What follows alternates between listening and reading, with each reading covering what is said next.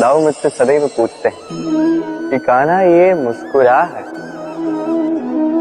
ये सदैव तुम्हारे मुख पर क्यों रहती है, कैसे रह पाते? सामने शत्रु को देखते हो फिर भी धीरज नहीं खोते, कोई तुम्हारी निंदा करता है तो उनसे बैर नहीं रखते, कोई तुम्हारे विषय में बुरा सोचता भी है तो उससे कभी घृणा नहीं करते।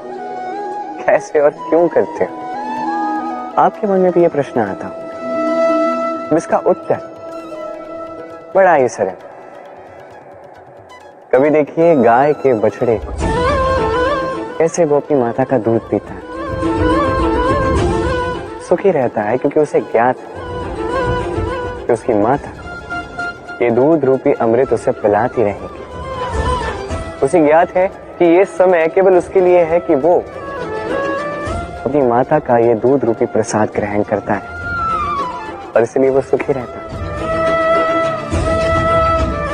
इसी प्रकार ये जीवन प्रेम हेतु है।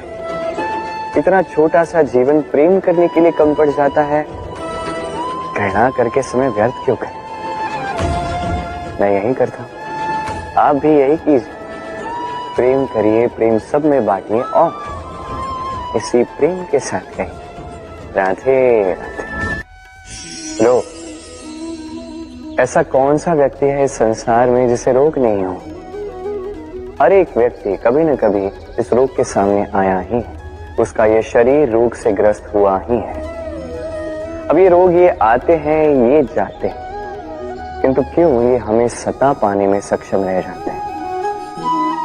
कारण है स्वच्छता।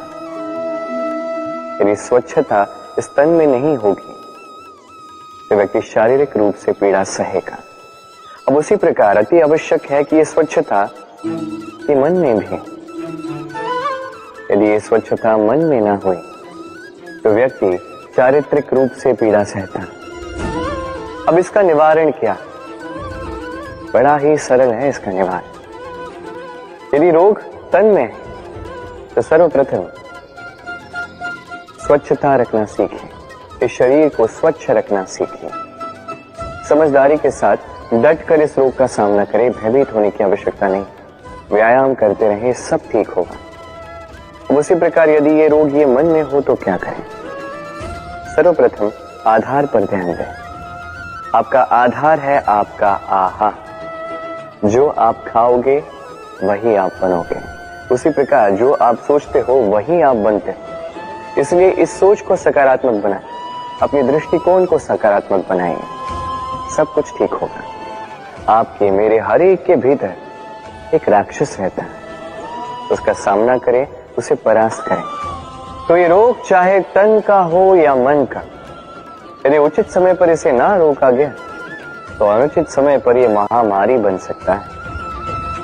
इसलिए सावधान रहें, स्वस्थ रहें और मेरे साथ प्रेम से कहें राधे राधे। कल, आज, कल, इसी के मध्य में मनुष्य का पूरा जीवन व्यतीत हो जाता है। और मनुष्य क्या करता है? मनुष्य सोचता रहता है भूतकाल के विषय में, भविष्य के विषय में। कल वो सोच रहा था आज के विषय में, आज वो क्षण व्यतीत कर रहा है और क्या कर रहा है? चिंता कर रहा है भविष्य के विषय। ऐसे में हुआ क्या? कल हमने व्यर्थ कर दिया आज की चिंता में, आज हम व्यर्थ कर रहे हैं भविष्य की चिंता में, और कल जब आएगा तो उसे भी हम इसी प्रकार व्यर्थ कर देंगे। कब तक व्यर्थ करेंगे? देखिए, आज को चिंतन में व्यर्थ ना करें। आज कर्म करें। यदि आज आप कर्म करते हैं तो आपका भूतकाल जितना भी बिगड़ा हुआ क्यों ना हो संवर जाए, और आपका भविष्य या आगे की राह चाहे जितने भी कठिन क्यों ना प्रतीत हो, आपके मार्ग प्रशस्त हो ही जाएंगे। तो कर्म कीजिए, श्रेष्ठ कर्म कीजिए और मेरे साथ प्रेम से कहें राधे राधे। पलाय अर्थात भाग जाए, किसी भी परिस्थिति या समस्या से मुख मोड़कर भाग जाए। कई बार हम जीवन में ये करते हैं, कई बार उचित भी, क्योंकि सबसे श्रेष्ठ युद्ध वही होता है जो कभी लड़ा ही न जाए। किंतु यदि आपका पलायन करना यहाँ पाप का पालन पोषण करता है तो पलायन अनुचित है। यहाँ पे युद्ध करना आवश्यक हो जाता है। शांति सभी चाहते हैं, शांति सर्वश्रेष्ठ है, और कभी कभी इसी शांति को बनाए रखने के लिए महायुद्ध भी करना पड़ता है। यदि आप पलायन करते हैं अपने स्वार्थ से तो उचित है, तो श्रेष्ठ, किंतु यदि आप पलायन करते हैं धर्म स्थापना से, ये उचित नहीं। इस संसार के भाग्य के हित के लिए कई बार बिन बुलाए स्वयंवर में भी जाना पड़ता है, क्योंकि धर्म स्थापना का ये कार्य ये पलायन से नहीं कर्म के पालन से होता है। तो पलायन कीजिए स्वार्थ से, कुकर्मों से, कुविचारों से, अहंकार से, और पालन कीजिए धर्म, पालन कीजिए कर्म का। वंदे धर्म वंदे कर्म। राधे राधे। आपने वो कहावत सुनी होगी, जब ईश्वर एक द्वार बंद करते हैं कई सारे मार्ग खोल भी देते हैं।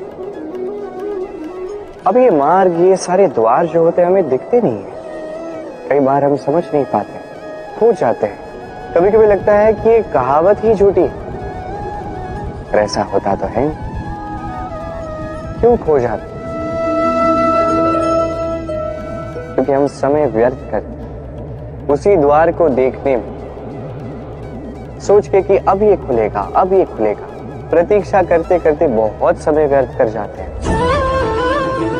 इतना समय व्यर्थ हो जाता है कि हम देख ही नहीं पाते, ढूंढ ही नहीं पाते वो सारे मार्ग, वो द्वार जो हमारे लिए खुले, ढूंढ ही नहीं पाते तो उसका उपयोग कैसे करेंगे? स्मरण रखिए, ईश्वर सदैव हमारे साथ हमारी सहायता कर रहे हैं। ये मार्ग सदैव है, सर्वत्र है।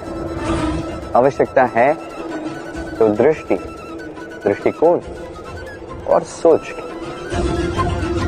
इस दृष्टि को फैला कर देखिए, इस दृष्टिकोण को सकारात्मक बना कर देखिए, और ये सोच, इसकी सीमा तनिक ऊंची कर दीजिए। फिर देखिए सब मिल जाए। क्या है? ये ईश्वर, ये परमात्मा, ये हमारे साथ है, हमारे मन में। जो ये मन चाहेगा वो ये मन अवश्य पाएगा। यदि मन चाहता है कि उसे मार्ग मिले तो मार्ग मिल ही जाता है। तो आइए और मेरे साथ प्रेम से कहिए, राधे राधे। युद्ध। हम सदैव हमारे जीवन में हर एक युद्ध जीतना चाहते हैं। ऐसा कोई युद्ध नहीं जो हम हारना चाहते, किंतु युद्ध जीतने के लिए सदैव आक्रमण करना या शत्रु के समक्ष जाके खड़ा हो जाना, यही उचित मार्ग नहीं। ये आपको जिताएगा ऐसा नहीं। जीतता वही है जो पहले शांति से शत्रु को देखता है, समझता है, परखता है, उसकी शक्ति का अनुमान लगाता है, योजना बनाता है, और फिर विवेक से उसका सामना करता है। क्योंकि शत्रु कोई भी हो सकता है। शत्रु हो सकता है एक महायोद्धा, हो सकता है एक महारोग भी। यदि योद्धा हुआ तो उसका बल समझे, उसकी कमियां समझे। यदि रोग हुआ तो उसके फैलने का कारण समझे, और फिर उस कारण पर प्रहार कीजिए। रोग सिमटेगा और उसे परास्त करना अत्यंत सरल हो जाएगा। स्मरण रखिए, हर एक युद्ध सीमा पर नहीं लड़ा जाता। कुछ युद्ध ऐसे भी जिन्हें घर बैठकर जीता जा सकता है। तो आप भी इस युद्ध में जीतिए और मेरे साथ प्रेम से कहिए, राधे राधे। प्रतिज्ञा, छोटा सा शब्द, किंतु इसमें शक्ति अत्यंत अधिक होती है। जो व्यक्ति प्रतिज्ञा का पालन करता, उस पर टिका रहता, संसार उसका आदर करता, और जो व्यक्ति ये नहीं कर पाता वो अपयश का भागी बन जाता है। अब ये हम सभी जानते हैं, परंतु क्या इस प्रतिज्ञा का पालन हर परिस्थिति में चाहे जो कुछ भी हो जाए करना उचित है? अर्थात संसार इधर का उधर हो जाए, मैं अपनी प्रतिज्ञा पर अटल रहूंगा, क्या ये उचित है? अब ये हम जानेंगे एक उदाहरण द्वारा। सोच लीजिए आज आपने प्रतिज्ञा ली कि आप वन के एक सिंह की रक्षा करें। ये तो बहुत अच्छी बात है, आप किसी के प्राणों की रक्षा कर रहे हैं। आप आखेट से उसे बचाएंगे, अनेक विपदाओं से उसे बचाएंगे ताकि इस प्रकृति में संतुलन बने। किंतु यदि यही निर्दोषों पर आक्रमण करने लगता है तो क्या अब भी इसके प्राणों की रक्षा करना उचित है? क्या अब भी अपनी